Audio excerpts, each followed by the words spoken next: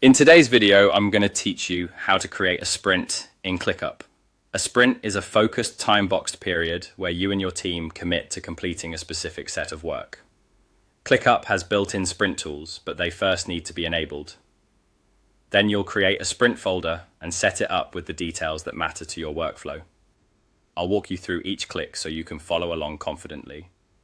Start by opening your ClickUp account and letting your workspace load. Once you're in, look for the More option in your workspace or sidebar menu. Select it, then choose Apps. In many workspaces, this section is labeled ClickApps. Open the list of all ClickApps so you can see everything available. Scroll down until you find Sprints. Toggle Sprints on. This switch activates sprint features like sprint folders, sprint dates, and capacity planning across your workspace. If your workspace has permissions in place, you may need an admin to enable it. Don't worry, you can always revisit this area later to fine-tune settings. With sprints turned on, head back to your left sidebar. Find your space, sometimes called a team space, and click the plus icon next to it. From the menu that appears, choose Sprint Folder. This creates a dedicated place for your sprint planning and execution, keeping everything organized in one location. You'll now see a setup screen. Enter a clear name for your sprint folder, something practical like Sprint 1 April, or any naming convention your team recognizes.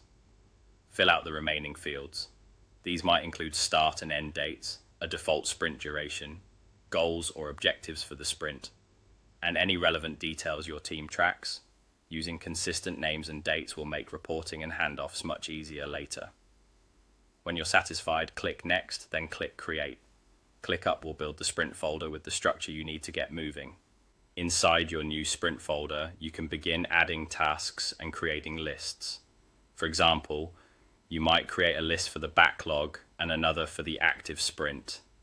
Add tasks, set assignees, due dates, and estimates if your team uses story points or time.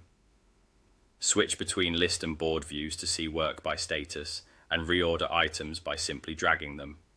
You can also customize fields, statuses, and views to match your team's process. The key is to keep it simple at first. Add the tasks you plan to complete in the sprint, confirm owners and timelines, and make sure your folder reflects your goals. That's it. Your sprint is ready to go. Enable sprints, create the sprint folder, name it, fill in the details, and start organizing tasks and lists. Now you're set to plan, track, and deliver with clarity.